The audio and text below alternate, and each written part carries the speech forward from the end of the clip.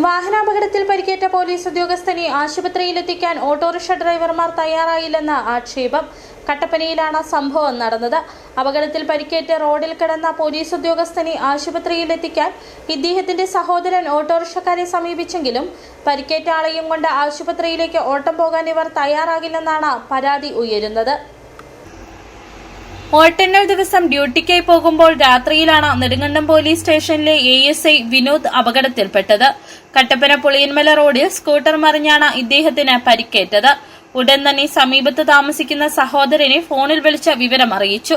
പരിക്കേറ്റയാളെ ആശുപത്രിയിലെത്തിക്കാൻ ഇദ്ദേഹം Kattappana central ജംഗ്ഷനിലുള്ള autorickshaw സ്റ്റാൻഡിലെത്തി. വിവരം പറഞ്ഞെങ്കിലും ഇവിടെയുണ്ടായിരുന്ന 5 ഓട്ടോറിക്ഷ ഡ്രൈവർമാരും ഒട്ടും പോകാൻ തയ്യാറായില്ല. ഇവിടുത്തെയും പുള്ളി പറഞ്ഞ് പെട്ടെന്ന് ഹോസ്പിറ്റലിൽ എത്തിക്കാൻ വേണ്ടിയിട്ട് നമ്മുടെ അടുത്ത ഒരു ഓപ്ഷൻ എന്ന് പറയുന്നത് ഓട്ടോക്കാർ തന്നെയാണല്ലോ. അങ്ങോട്ട് ചേർന്ന് തന്നെ ഓട്ടോ സ്റ്റാൻഡ് ഉണ്ട് തന്നെ. ഞാൻ പെട്ടെന്ന് അങ്ങോട്ട് ചെന്നപ്പോഴത്തേനും അവിടെ 3-4 ഓട്ടോക്കാരുണ്ടായിരുന്നു. അവരോട് എല്ലാം ഹോസ്പിറ്റലിൽ എത്തിക്കണമെന്ന് പറയുമ്പോഴത്തേക്ക് ഇത് അവസ്ഥ പറഞ്ഞു, ഇങ്ങനെ ആക്സിഡന്റ് വന്നാണെന്ന് പറഞ്ഞു. പക്ഷെ അവർ ആരും തയ്യാറായില്ല. ഞങ്ങൾ വരുന്നില്ല എന്ന് മാത്രം പറയാം. പിന്നീട് പോലീസ് ഉദ്യോഗസ്ഥനെ കട്ടപ്പന പോലീസ് സ്റ്റേഷനിൽ നിന്ന് വാഹനമെത്തിച്ചാണ് ആശുപത്രിയിലേക്ക് കൊണ്ടുപോയത്.